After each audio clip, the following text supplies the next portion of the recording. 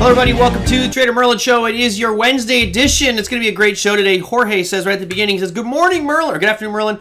Will this be a good subject for the Forex trader? I'm going to go out on a limb and say, if you're a Forex trader and you don't understand commodity currencies or the relationships between gold and oil and the dollar and how certain things like Canada and Australia are reliant or have a big dependency on those commodities and how it moves their price, then you're not a true Forex trader. I think you really have to have an understanding of that subject matter. And the good news for me is we've got a guest joining us today who has been on the program a few times already. He is, I'm hoping to become one of my mainstream regular guys out there. But you might want to stop sharing your screen over there, David, if you want, so we can get your pretty smiling mug on camera. We're going to have David Warner joining us today, guys. So here is David Warner. How you doing, buddy?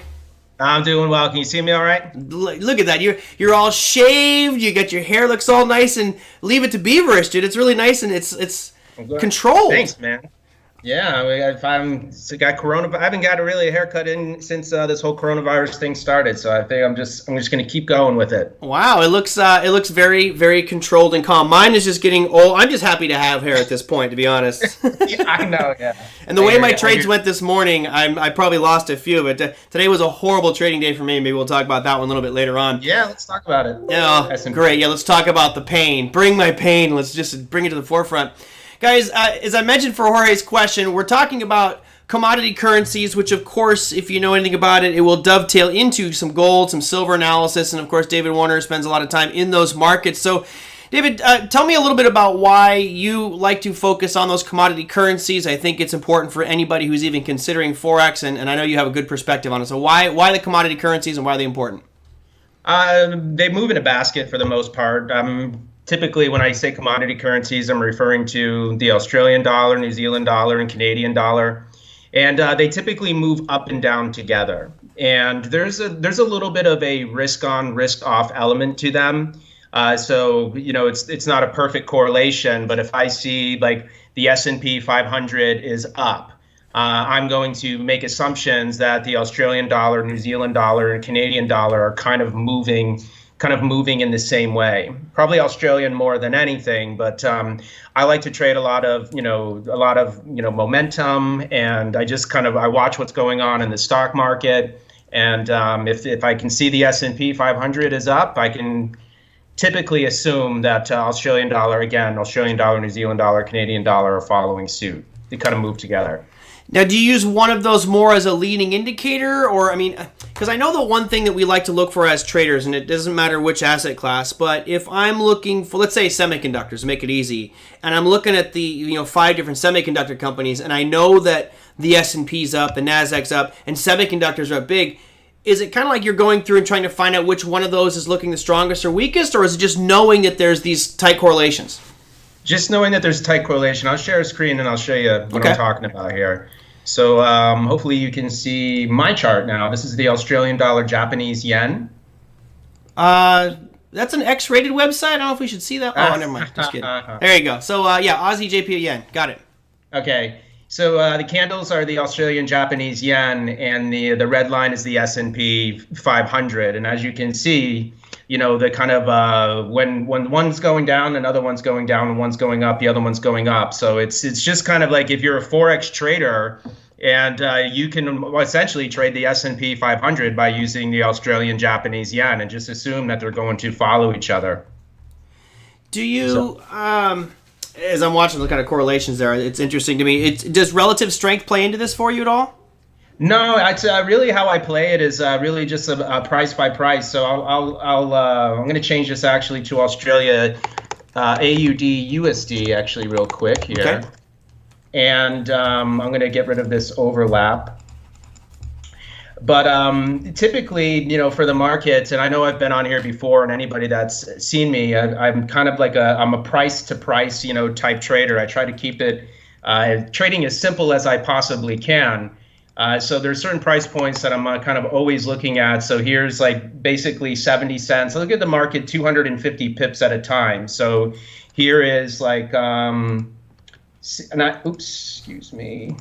This, for example, this would be like here's 67.50, and then here is 72.50. 72.50. I can kind of see how it kind of touched, but it got rejected here. So to me, I don't really know what's. It was crazy to see the stock market kind of reach these all-time highs amid everything that's going on, out there in the world. But when I saw the S&P 500 kind of start falling off here today, I'm assuming that the Australian dollar is going to kind of follow. I wouldn't even be trying to buy the Australian dollar until it gets back above this 72.50, or it's got to kind of come back down to this 70 cents area before I could even attempt to do it again. I don't know if hopefully it makes sense to you. Yeah. I'm just checking these things out and looking at your screens. It's funny because obviously if you follow the Aussie dollar today was just an absolute just meltdown for the AUD USD. When you look at stuff like that, speaking of the commodity things, I'm trying to get a sense of like prioritizing your perspective. If my mind serves me correct, you're looking at it from, I'm just watching the price charts with an understanding of oil and gold and those types of things versus I'm studying oil and gold, trying to get an idea of how the currency is going to react. Is there one that comes for the other, or are you just purely price charts on the currencies? Purely price charts on the currencies. The correlations with gold, in Australian dollar and like Canadian dollar and oil, they are there, but I don't think they're as strong as they had been in the past. Like, for example, if you remember the oil meltdown where oil just went to the point where you're getting paid to take it, where it went below zero. The Canadian dollar didn't really melt down like that. And the Australian dollar, gold has just been popping. And Australian dollar's been strong too, but nothing like gold. So To put it in perspective for the viewers out at home, there's a lot of interesting numbers that I can quote you on that, and I wrote some of them down here as I was doing some research for the show. If you look at correlations to the S&P 500, so we could do versus S&P 500 versus the dollar, but if you go over the last 180 days, so go past 180 days, there's a 19% correlation between gold and the S&P, which means it's more correlated than not, but not really that tightly correlated. If you go back to last 30 days, there's a 78% correlation, which means that they're pretty much stuck together. And it's very interesting. Over the last 30 days, the Australian dollar, 83% correlation to the dollar, 90% to the S&P. 83% to the dollar. If you go to Canadian dollar, it's 80% correlation to the S&P. If you go to oil, it's 83%. So right now, everything is tying itself to the S&P. So it's that quote-unquote rising tide floats all boats, which we should pay attention to. But as David said, there are times when there's a disconnect and those relationships change. Typically there's not a tight correlation between gold and the equity markets. It's something that's a one-off for right now. So I just wanted to bring those facts and figures out. Yeah, that's the weirdest thing to me, to see how the S&P 500 is just making these highs as gold, which is typically just this massive safe haven, is just kind of following it up. If you look at just in the past, typically when you see gold moving the way that it is, you don't really see the stock market kind of moving up and making those highs at the same time. So that was kind of a strange correlation to me. But Jin, I don't know if you can. I'm going to share my screen here again, and hopefully you're seeing the S&P 500 right now. It will be here. There it is. Got it. Yep. Yeah. So S&P 500, I'm typically looking at like maybe 10. You can look at it, there's a few different ways that you can look at it. I can look at, basically, I'm always looking at the market in either kind of like a whole numbers or like in increments of 25. So it's either whole numbers and quarters. So it's like I could be looking at the market basically $25 at a time, the way that I have the S&P 500 right now. And the idea is that if I can break above one, it's always momentum. I don't really try to catch tops and bottoms. It's more of like, if something closes above or below something, I am I chase more than anything. I don't ever try to catch tops or bottoms. Time frame really is kind of irrelevant, but I can see the S&P 500 here. It's sitting at about 33.74 right now. The idea is that if the price is under 33.75 is kind of like right now. That's my magic number. If it breaks this 33.75, the idea is that I would be looking for it to drop to at least this 33.50, and then you just kind of chase price this way. So it's like it's like the idea is that if I can get above one, do you get to the next? If it gets above one, does it get to the next? If it gets below one, and you can just kind of, and then you just kind of play a numbers game around it. But if I can see it start to get above, it's a tell to me that we're going to try the next kind of like quarter or the next $25 increment. You know, that's interesting because it sounds to me from what you just said right there that you're kind of more of a breakout trader, right? You're waiting for. Oh, yeah, totally. Mm-hmm. So on that vein, there's a lot of people that are looking for different ways to trade breakouts. That might be an interesting twist here. When you're looking at breakouts, are you the type that says, hey, it broke by a pip and I'm going in long or short? Or are you the type that says, okay, I'm waiting for the break. Now I'm going to wait for that retest of that level before it moves on and before I get in? Or are you just right away? I'm pretty aggressive. I usually just go right away. When I teach, anytime I teach this or teach them in classes, I kind of teach them, you can wait for a confirmation, whatever candles you want to use. The bigger time frame candle you use, the better confirmation you have. Now, the thing is, if you're waiting for confirmation, quite often, by the time you actually see a candle close, it may be too far pulled away from the price point in which you wanted to get in at. So it's like you can be very aggressive and you just say, okay, it's there, I'm just going to go. Or you can kind of wait for the confirmation. It's just a matter of your kind of your risk tolerances. Mm-hmm. Question from Joseph out there. He says, when trading SPX, what security does David like to look at, SPY or ES? So are you going future side of things, the ETF side of things, or how do you, if you do trade the just a future side of it. This is the SPX I have up here right now, but I use there's a trading platform. It's called TradingView. So it's like, I don't know if you. Yep, I got it over here. I can bring it up. Yeah, you have. Okay, so it's like, I can see all the markets, right there. So it's like I'm paying attention, and then it's all about really momentum. If I see and it's like the way I look at it is that whatever like momentum I have in the morning, I'm just going to assume that that's going to carry throughout the entire trading day. And so like if I see something like the S&P 500, if I see it red tomorrow, the idea is that I would try to chase it lower. Mm-hmm. And I just use whatever the price points are. Same thing with the currencies. I try to find currencies that are hovering around either a whole number, like a penny, or they're around like one of those quarters. But it's like I'm a trader that I don't look left at all, really. I don't even the way that I trade, it doesn't, I only really need to know momentum, just like what is the trend and like a price point, and that's really. Well, hold on a sec. You look left. Obviously you're not looking at one candle data, so certainly you are looking to the left of price and saying, okay, I've seen it moving up or going sideways or down, so that you are looking to some extent left. Well, the way I look at it is that the kind of like the chart or kind of this, it becomes irrelevant. Like the price is really what I'm trying to focus on the most. So it's like right now I see S&P 500 3370. It's right around that 3375. I see the momentum is red, so I'm just going to. It's like I'm just going to try to chase it to the next quarter down. Mm-hmm. So like I'll go with euro.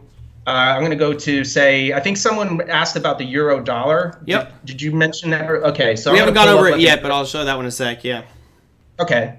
Do you want me to pull it up? Yeah, go for it. Either you or me. I've got it up here. So. All right. So you look at if you have. I'm going to pull it up on my side so I can see what you see. Just tell me what time frame. It's just easier for me to drive. So. Yeah, that's fine.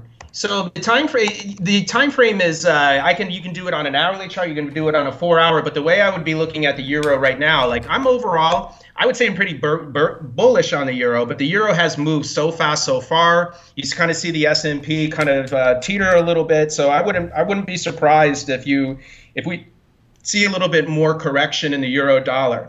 So the euro dollar is sitting. Shoot, my chart is not taking its sweet time to open up here. No, what's the price of the euro dollar right now? 1839 something. Go ahead. What's the price? Right now it's at 118.41. Okay, so 118.41. So like the euro is sitting in this like weird price point where I would not be able to do anything with the euro. Where I see a lot of forex traders get in trouble is they're kind of they're looking at every price as it's created equal. And I said it on here before, I say it in class, but we live in a 5 decimal place. We trade in a 5 decimal place market, but we live in a 2 decimal place world. So right now the euro's at 118.41. So like right now it's between 2 pennies, which means this is not a currency that I could really trade right now.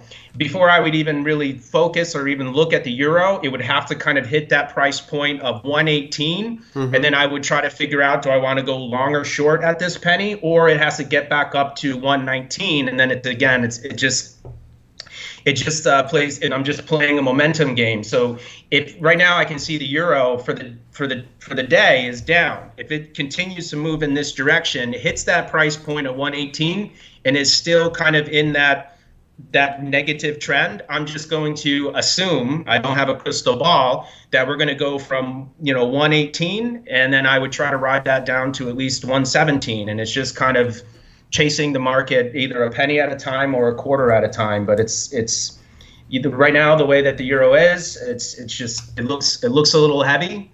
Yeah. So we'll kind of see where it goes from here. But it hits 118. 117. Yeah. It's funny because a question came in about Ken asking about the euro. Just multiple questions on the euro, but one just came in asking about a buy point at current levels simply because it's sitting at demand. And I think this is where we have a separation or difference in the trading styles, guys, because I would look at this euro USD on the hourly chart right now and say, hey, you know what? It's almost worth it to take a stab at this one because it did come down into an area of demand. The only issue is it's not a very fresh area of demand. I'm going more off demand and supply, whereas David is doing something which is interesting and I believe much simpler, and just using the price numbers themselves and saying those price numbers will inherently attract buyers and sellers because of the world we live in. And again, he's right. We do live in a world where it's like, okay, 25 cents, 50 cents, 75, a dollar. It's ingrained in our heads. So, difference of opinions there. David would wait a little bit longer and reevaluate once it gets to 118 even. I'm looking at the 118.40 going, you know what? We might have a nice little bounce here because it's fallen so much. That's just, as long as you get your stop loss in place, we could both be right and we could both be wrong. Right. I mean, this is the way I try to trade is I try to keep my trading as simple as I possibly can. And, one of the things that I felt that helped me is that it's like, if you only get in on very specific price points, there's really no guess. It's not as much guess of like, did I do something wrong this time? Did I look at the market wrong this time? So I don't spend a lot of time like going from one time frame to another time frame. It's just more of like a price to price. And it's like penny to pennies, or, kind of this increments of 25 or increments of 250. But that's pretty much it. And so again, if like I'm looking at the euro dollar right now, asking myself if I can do something, the answer is no, because it's sitting in between 2 pennies. Right. Oh, and again, it just weeds out forcing yourself into bad trades, and that's why I really like the way that you approach it. It's like, okay, it's simple. Luis is over here saying good shorting opportunity on the euro USD at 118.75 to 119.10, and I would say, yeah, there is. I mean, certainly we got to wait for it to get back up there. You're going off a little supply zone that was formed. Yep. 1900, and it's like a short, where are you going to at least 018, and it's like, and this isn't really just a Forex thing. I mean, I could apply this, like we can pull up S&P, we looked at the S&P, but the same thing like oil, things like that. You look at oil, $10 at a time, $5 at a time, whatever it is, and you're just like, okay, if it gets above this 0, I'm going to try to make it to the 5, and then vice versa. Let me see this chart here. I'm changing topics here, but this question came in from, oh, damn it, I didn't get the gentleman's name on here. I'll have to go to the email as we cover this one just to give him props. And I thought it was interesting. This is actually from, it looks like August 9th, so it's going back a few days. And the question was, Merlin, would you have taken this trade just by looking at the 1-minute chart? And I'll tell you right now, I'm not going to take any trade just by looking at the 1-minute chart, but I like what this gentleman did. You can see here the 15-minute chart. He's got these 2 vertical lines outlining that area of interest. And I know, David's a little bit hard. You probably can't see it. I'm looking at the euro dollar right now. I'm trying to. Yeah, it's on. It's weird because he's also on European time, but it's like. Okay. There's a really big red candle down on the morning of the 9th of August, and then it slowly builds back up, and then a nice big green candle. It moves to a new high. So he's outlining that on a 15-minute basis, and you guys can see that there's a little diagonal trend line here, which you could argue that was an ascending triangle. But when we break it down to the 5-minute chart, it looks much clearer, and you can certainly see a much better stair-stepping up of this Euro USD. And then all of a sudden, if you look at a 1-minute chart, this is, bringing the spirits and the church choir right now going, hallelujah, hallelujah, because this is a textbook, gorgeous, beautiful 1-minute ascending triangle. And it starts from a low, if you're trying to find on the charts there, it starts from a low about 117.70 or 117.73 or 74, right about there, and just trends up. I'm assuming this is not even a part of your considerations, looking at patterns and formations? Not really. I mean, it's like, it would be the same thing. It'd just be like, the area he's focusing on is kind of right around it'd be right around a 7.5. If you're trading on a 1-minute chart, I assume that you're pretty much not trying to get, huge profits. So it's like, if I was on something like a 1-minute, 5-minute chart, and I'd be lying to you if I don't mess around just to watch them. But it's like, I would be using the price points of, say, like 50, 7.5, 0, 25 as basically the price points that I would execute. I would do the same thing. I'd be like, okay, what is euro dollar doing right now? Is it up or down? It had to be around one of those price points, 7.5 again, or excuse me, 0, 25, 50, 7.5. And those would really be the only prices that I would execute, that I would probably try to execute off of if I was on a chart, this small. But, it's these. I know the smaller time frames are fun, but you got to be okay with getting stopped out a lot. Yeah, I think that's something we would definitely both agree on, especially 1-minute time frames. I mentioned to the viewers before, this is something that years ago one of my mentors just said, hey, why don't you take a look at the bigger time frames that probably help you out here. And the amount of stop outs and losses shrank significantly when I jumped to a 5-minute chart, so I would probably look at that as an option. I really don't even like to look at 1 minute because it draws you in and you start micro trading. It does draw you in. It does draw you in, but if you're listen, most of my trading, I would say that I very bare minimum, I don't even look to take profits probably before I have at least 50 pips. And this basically the smallest stop I use is 15. So even if you're on these, I would have to get what I would call 2 quarters. So if I got in at 7.5, the very first place I could even think about getting out would be 2.5, for example. So Joseph asks, so momentum trade setups get you in the direction of the bigger time frame trend? The whole thing is I look at pretty much the market. I'll show you basically my typical focus here. So let me pull up, say, Forex Factory. I'm going to try to share my screen here. Sure. Share. I don't know what you're seeing right now. Are you seeing anything? Not yet.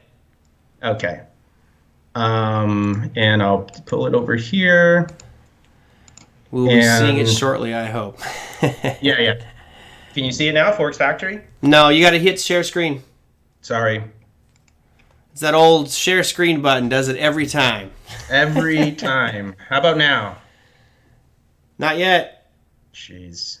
You got to. There should be a confirmed share screen, which I don't think you're hitting. Okay, it's my first time here. I don't know what's going on. That's all right. I can bring it up on my side if need be, but you should be able to just hit share screen, and then there it goes. Now you're sharing. There you go. Got it. Okay, finally. Sorry about that. No worries. Anyways, I have, as you can see, I have my Forex Factory kind of set up. I love these scanners up here, but I don't really look at the market any more than kind of 48 hours at a time. I'm trying to push the market as far as I can. One of the nice things about Forex is that when it trends pretty nice. But I typically do a lot with just 2 days worth of momentum. As you can see here, Forex Factory doesn't let me do anything more than that, but it's I don't typically try to fight, the trends that I'm seeing. So it's we're getting at this, it's not really the time of day to be doing market orders because it's, 5:30 Eastern. This would be considered our dead zone. But I can see the momentum on the pound right now. I can see 24 hours, 44 hours. I can see that it's down. And typically I like to see all green, all red. That's ideal. But it's I can see it's right around a penny. You see it's at 31.03. Right. And I see it's in this downtrend. If it's, I kind of watch it, and if it starts getting around that 31 or just dips right below that 31, I would try to short it. And my first target on that would be 30 cents even. And then it's like I'm using anywhere when I'm doing that, kind of going penny to penny, using a stop somewhere around 20, 25 pips. So you have, 4 or 5 shots, 4 to 1, 5 to 1 when you do attempt them. Mm-hmm. I'm looking at the British pound right now on that, and it's that 30 handle is pretty close. And we pretty much turned it to 31 on a pretty aggressive sell-off. I find it interesting, your style, because like for me, I'm definitely one who's looking at the momentum, the trends, and saying, all right, uptrend is obviously the direction of the trend is where you want to be, and I'd like to be buying pullbacks in that. If I'm getting you correctly, you don't really even care. You're just saying what's happening in the last couple of days, where's momentum? Yeah, that's typically, like, I will say I'm more comfortable buying pound than selling it. I know I've talked about pound on here a couple times, but it's like if there's any currency that I feel has the basic excuse to move one way or the other for the rest of the year, my money's on my thought and my money's on the pound. Because like if you looked at the pound, like it's so cheap because we've just been so scared of having this like no deal Brexit. Right. But like we're right there at the finish line where they're basically, I think they want to have a deal and make a deal in September so that they can kind of get everything mapped out for October so that they can get it out they have a deadline by December 31st. So these next couple months are going to be crucial. But it's like if I looked at the pound and you want to talk about, if you pulled up, like, I don't know if you have the pound up on your side. I right do, now, yeah, it's up right now. But if you looked at it on like a monthly chart or you look at it on a weekly, daily, just look at kind of where the pound is compared to where it has been in the past. And so if you're trading the pound, like the European currencies, to me, they're very fundamental, not only technical. Like you just can't just like, to me, you just pulling up charts and just kind of plotting things. If you're not paying attention to the fundamentals with the pound, like right now, it's at like 31 cents. And it's like, I always look at the market, like what 2 dimes am I in between? So right now it's like above $1.30. To me, that's bullish. And it's like, I might say it's bearish in the very short term, maybe get a pullback to 30, but I would be very, very careful, with the shorts. And I'd be paying attention to the fundamentals because I could see the pound, hitting $1.35, hitting $1.40 in a very, very short period of time if we do have just any type of hint of a deal. Mm-hmm. And it's something that I feel like we're going to have something because it's a political win for both the Eurozone and the UK. However it comes out, they'll look at it, that whatever deal it is, I'm assuming it will be a win for both of them. It's been 4 years. It's been 4 years of languishing. It's funny because in 2018 we actually, closed the gap from where the Brexit vote happened, and then just kind of drifted back down to these really low lows in 2000 because of COVID. But showing some great strength right now. If you're looking at this chart that I've got up, guys, you've got a huge shooting star on the weekly basis here. So I see maybe a little bit of short-term weakness, but I agree with David. I think that this is probably the better deal for the UK to be pulling out. If they can finally just get their act together and settle everything, it'll probably be a pretty good deal for the UK. So I am bullish long-term on the pound as well. Oh yeah, so I don't know if you can see my screen now. Yep, got it. Okay, so just to kind of just show you this real quick. So it's like the way the price, like the 500s kind of become kind of like wild cards. So like for the most part, I say the market, here's like, I have the red lines. These are like 20 cents and 30 cents. So this is 20 cents and 30 cents. This is like basically trading dime to dime. Now the 500 in the middle, that's always like the wild card. You can see it's either like we get below it and it's going to push price back up to the dime, or we get above one and it pushes price back above to the dime. So the idea is like right now we're above 30 cents. And so the way that I'm, kind of overall trading this is that as long as we're above $1.30, the ride to at least the $1.35 is the ride that I want to be on. Even if you look at the market 500 pips at a time like this, because there's 500 pips between here and here, and you just say, okay, every time it hits $1.30, I'm going to try to buy it. Where's my target? $1.35. Well, you have 500 pips there, 50 pip stops. You essentially have about 10 shots at that. You only need to get one, you know what I mean? Yeah, right. So I like it. Well, you could almost just automatically have those lines on your screen the way that you trade. I just yeah, so it's like I just have them there as basically visuals, but like anybody at home, watching this, just kind of put these prices on and just be like, okay, if I bought it, 50 pip stops, how many shots would it take for me to get the 500? Even if you can trade it either way. So it's like I could do it when it starts climbing above. I don't know if you can see my screen, but here's like 1 shot, I lose. Yep. 2 shots, I lose. 3 shots, I lose. 4th shot, you get it, Yeah. So it's like you just play a numbers game around these. So it's like right now, this is the first shot above. If it comes down, hits 130, 50 pip stop, 500 pip take profit. 10 to 1. It's a shot. Yeah, 10 to 1. Yeah. I mean, hey, take 10 to 1. I mean, No? in theory, this is why I like doing those types of probability things, because if you did a 10 to 1, and for those who don't know what we're talking about, generally when we reference trades, it's going to be as far as call it an RR ratio, which is reward to risk ratio. You're looking for most people will say you want to shoot for a 3 to 1. Some are shooting for 5 to 1. The ones that I think are inconsistent are probably shooting for 1 to 1. But that's not. Yeah. Yeah, not for me. If you get a 10 to 1, you could fail 9 times. Actually, you could fail 10 times and be right once and be profitable. Yeah. That's the craziness of it. You're failing 90% of the time. And you might think that that's math doesn't work. If you look at one of the greatest baseball players of all time, I just can't stand it because he was on the Yankees. He should have been the San Francisco Giants. Derek Jeter, over the course of his career, batted I think he was 315. That means that he failed 68.5% of the time he struck out or didn't get on base. 68% of the time. I mean, that seems like an absolute failure. He's a first ballot Hall of Famer, no question about it. No doubt, no question. Yep. That's what it is. I like that you use the baseball analogy because that's the one I always try to tell everybody. When I talk to new people about trading, or just it is baseball is probably the closest thing to it. You don't have to be right that often, but when you're right, be right. You know what I mean? That's why I always say like the highest paid players in baseball, yeah, the people that throw get paid well, but if you can hit. Mm-hmm. Every time they step up to bat, it's like they're trying to hit a home run every single time. And I feel like, the more people try to do that in trading, where it's like, I'm not going to put my money at risk unless I'm going to try to hit a home run. Yeah. I don't like the whole 2 to 1, 3 to 1. I never really thought that was enough. Yeah. Because you got to get it too many times. Love it. Thomasina, I got a Giants fan in the audience. Hey, Thomasina. Yes, go Giants. By the way, all you Dodgers fans, if you just show your true colors, I'll just delete you from the feed. I got to get rid of our... I'm just kidding. I love talking smack. It's so funny, David. I grew up in a household. My stepdad was one of those sports fans that would scream at the top of his lungs and throw stuff at the TV. Absolute Giants fan. And I was into baseball a little bit, but boy, he took me to my first Giants-Dodgers game at Candlestick Park. And I'm like, what are all these riot police? There's like hundreds of police in riot gear against the fence. He goes...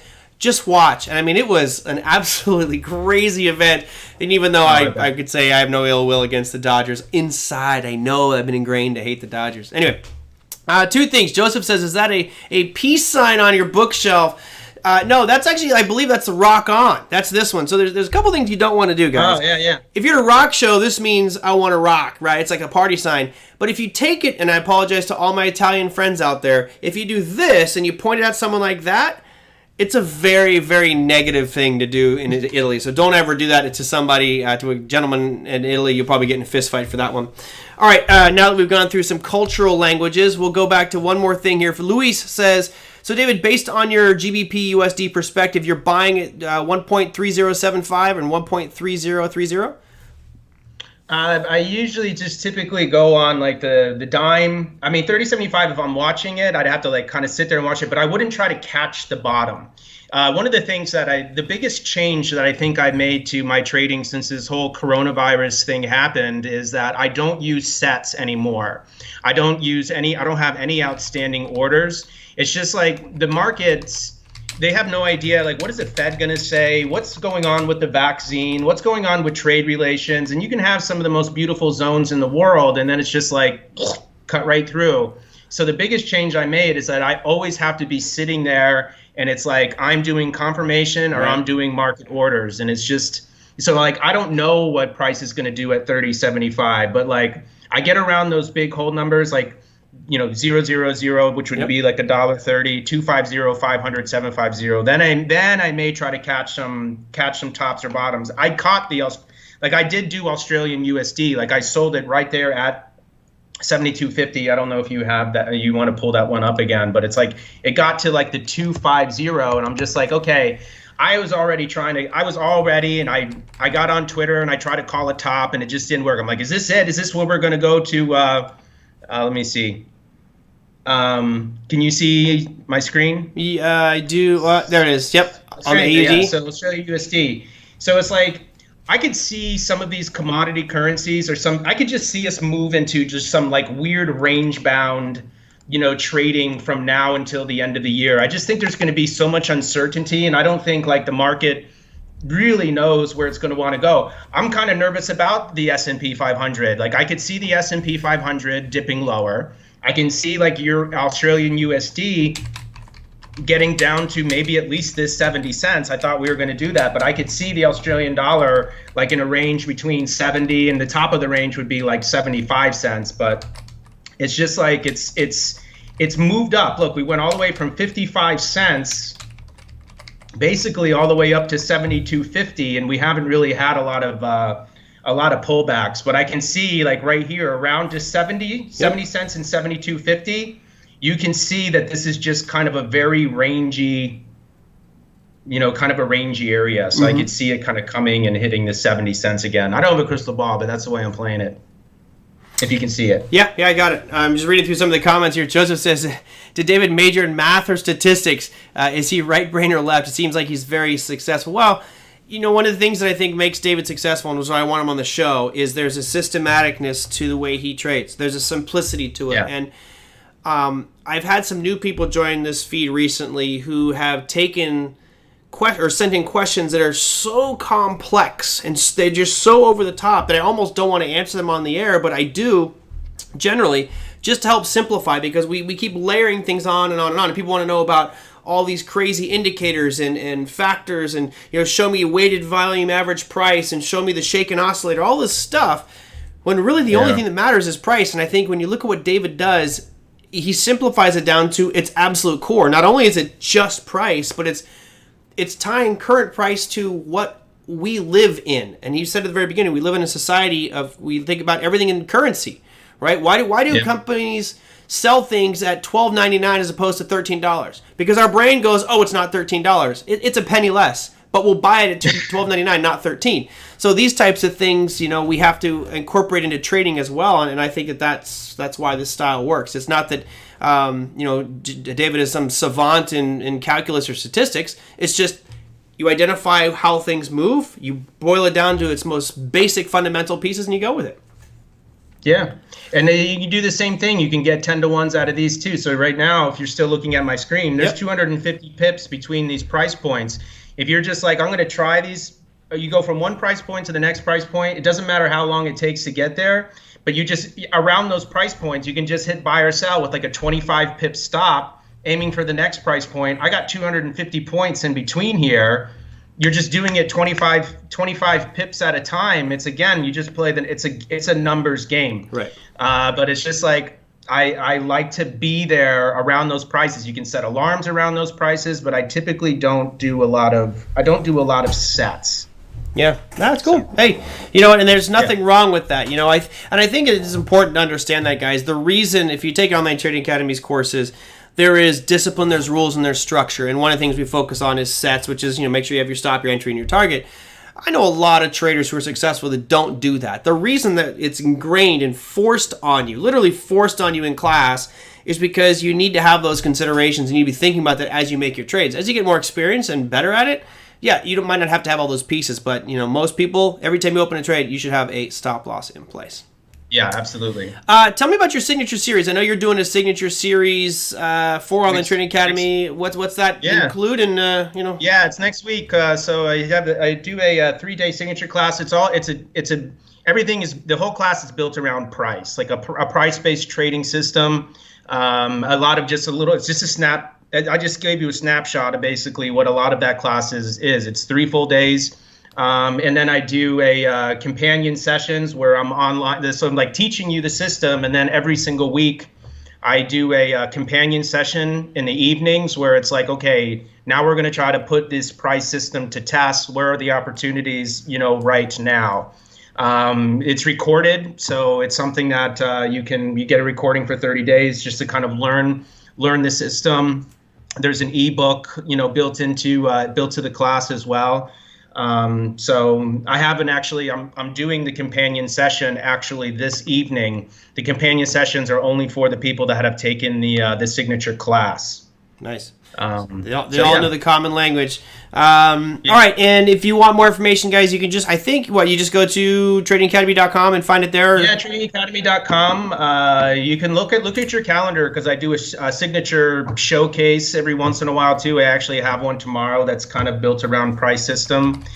Just real quick, though, as well, I'm doing this evening.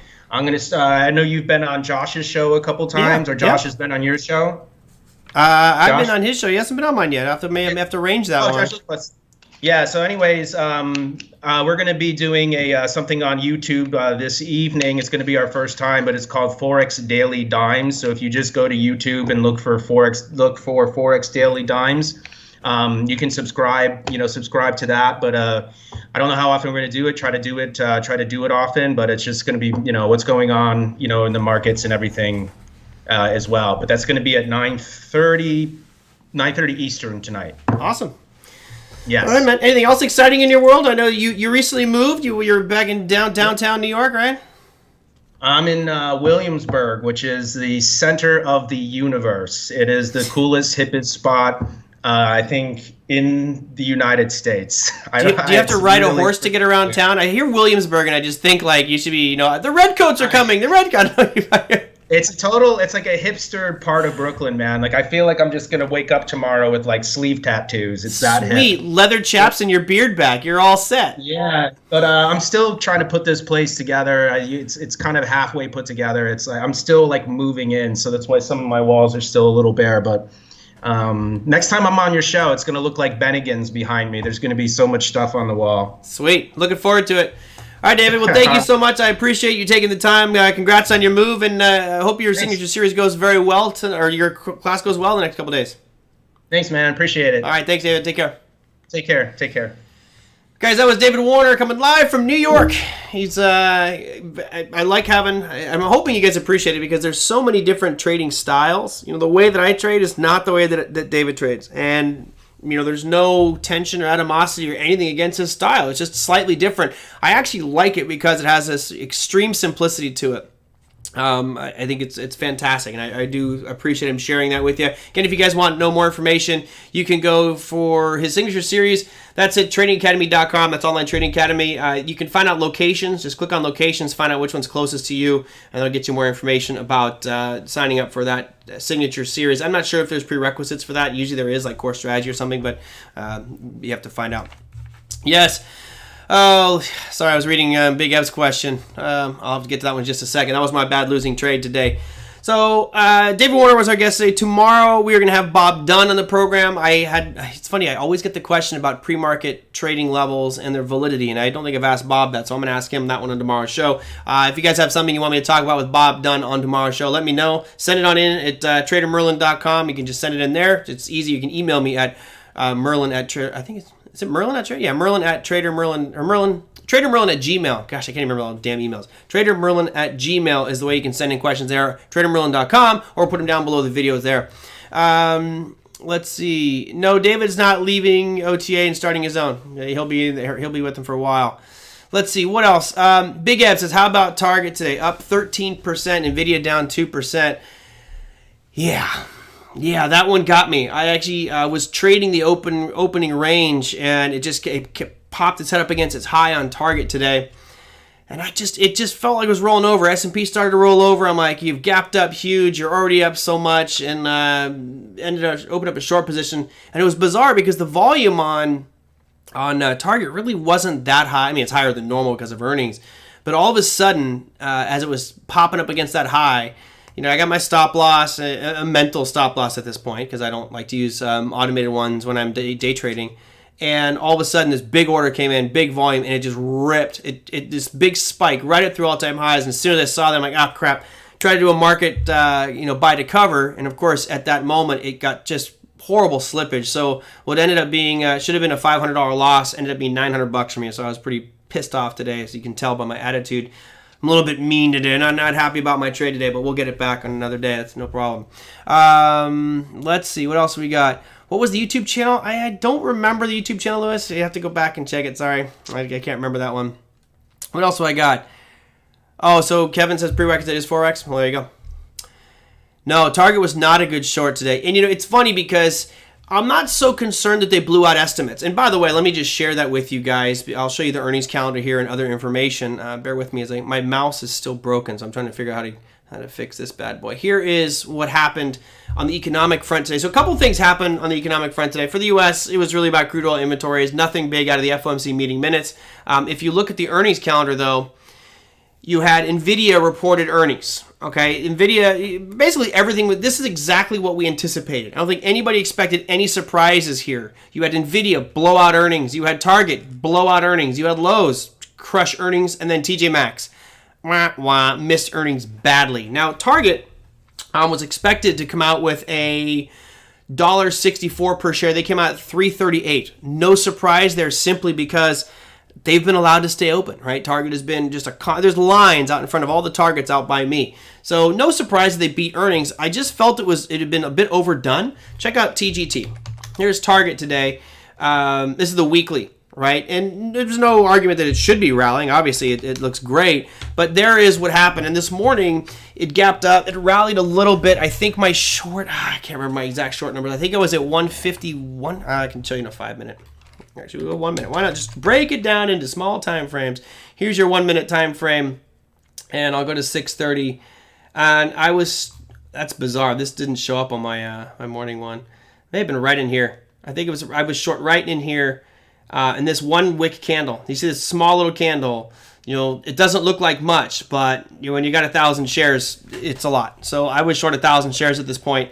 And then it just popped. And the good news is, I took my losses. And this is why you have to take your losses, guys. My price was right around that 150 mark. So just before 150. And had I not gotten out of this, had I, taken a loss on it, you're at 154 now. On 1,000 shares, I'd be down over $4,000. So I'm happy. I only lost $912 today, but a little bit. I'm just bummed. I don't want to lose money.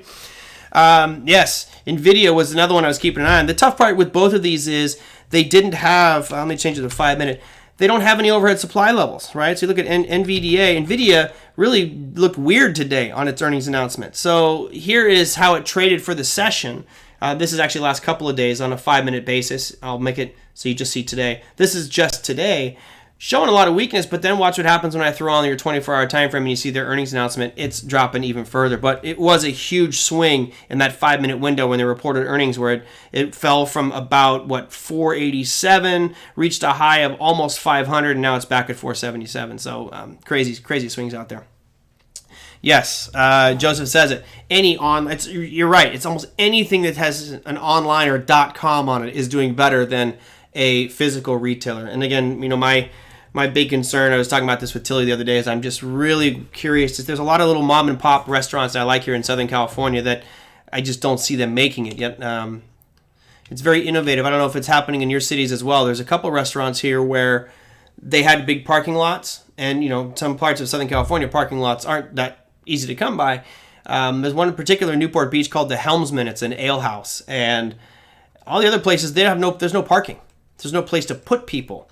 This place has a huge parking lot behind it, and they gutted the whole parking lot. They put down AstroTurf and pallets all around it, and it's a really cool little outdoor venue seating area. They'll probably do well, but for that part, a lot of these other companies are going to be failing. So the restaurant industry is the one that I'm really curious to see what the impact is here.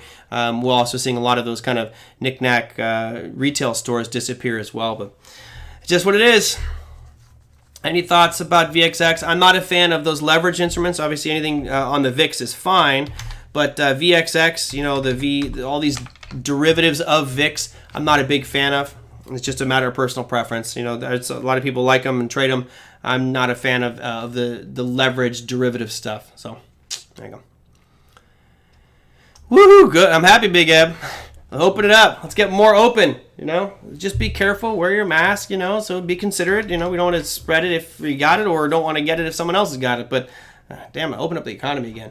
All right, sorry, I was checking out the VXX here. This is one reason I'm not a big fan of VXX. This is is this the short term?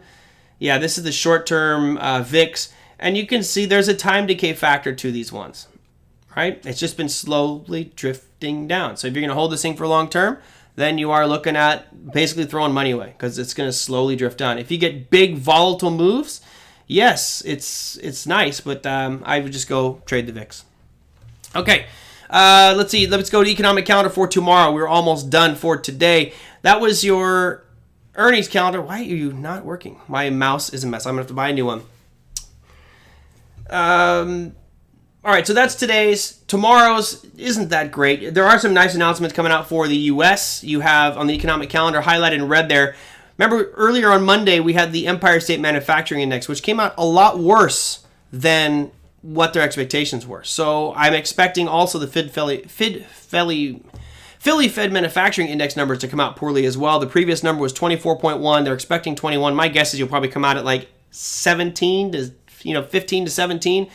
Just if it's following suit of what's going on in the Empire State Manufacturing Index. That said, this has actually been stronger than the Empire State Manufacturing Index for the past couple of months. You also have unemployment claims. I think right now there's a lot of expectation that this will continue to decline. We are now sub 1 million on the unemployment claims. That's, of course, would be a good thing if we could get back to the 250,000 that we had each week back in January. That would be great. But right now we're still right around that million mark. Anything below 930,000 is going to vault this market even higher just because of optimism. And then for your earnings counter for tomorrow, you got Alibaba, Estee Lauder, and that's pretty much it. Ross Stores I put on here as well because they're going to look a lot like Kohl's. They're going to look just really, really ugly out there with regards to their earnings tomorrow. Gary, I love that you said that. Here's a stupid learning lesson with Merlin. Never use, if you're a trader, don't ever use a wireless keyboard or mouse. Don't do it. Throw that crap away. Don't do it. I can tell you because in the middle of a trade, my mouse went out. Trade's ripping against me. I just wanted to get out, and all of a sudden, my mouse is not working. Wireless. Battery died. So all my devices, cables, buddy. Cables. Plug it in. No, I don't care. I don't need to be cool about wireless or nothing. I don't want any little glitches. Wired. Always use wired devices. Thoughts on Polkadot? I don't really have any at this point. I don't know enough about it, Brendan. I can't give you any for there. Why did I short TGT? Overdone. Moved too much. Knew that they reported good earnings. All expectations were they're going to report good earnings, especially when you saw what happened with Advanced Auto Parts yesterday. That was a beautiful trade yesterday where it gapped up right in overhead supply and sold off. I was expecting the similar thing to happen with Target today where these retailers doing real well. Big gap up. I thought it would hesitate at that 150 mark. It did not. Again, round number, you got all the different psychology pieces. Didn't work. Stopped me out. The only thing I'm upset about is that it moved so fast as it broke that when I hit my order, I got really bad slippage. So, Armando need a mousetrap. No, I just switched to all wired. You let one of those things bite you and you learn real quickly from it and you say, okay, I'm going to make changes. Do I have specific parameters for my equity watch list and how the Greeks affect my decisions? Two very different questions there. As far as, there you go. David Warner's Daily Dime, Forex Daily Dimes. That's the one he was talking about. Do I have any parameters? Parameters for equity markets are simple for me, and this is just mine. You guys are welcome to modify them any way you want. Average daily volume over the last 14 days, at least 1.5 million. I don't trade anything under $15. I don't really look at an ATR or beta. I mean, certainly if it's moving flat, I'll see that on a price chart. So I don't trade biotechs, don't trade pharmaceuticals. I don't trade Apple, which I'm really thinking about switching. We just added on there. It's been so long, guys. It's been, 2001? It has been 19 years since I traded Apple. I'm pretty sure I could do okay now. All right, guys, that will do it for me for today. Again, we're going to have Bob Dunn on the program tomorrow talking about futures. Also, he's out there tweeting all the time about some of his levels and things like that, which I'm sure some of you guys have seen. If you are interested and will have a question for Bob and I to cover on tomorrow's show, send it on in at tradermerlin.com. We'll show you some fire. There's the heat. Yes, tradermerlin.com is the easy way to send me in comments and questions. You can also find out the calendar there. I'm trying to do better to keep that calendar populated, right? Get that calendar populated on a regular basis so you can see who is coming up in the near future there. So that do it for today. Send in your questions. Give me a thumbs up if you liked it. Again, check out David Warner's information. You can go to tradingacademy.com to see his signature series. He also tweets out stuff on a regular basis. So check him out. I'll see you guys tomorrow. Take care.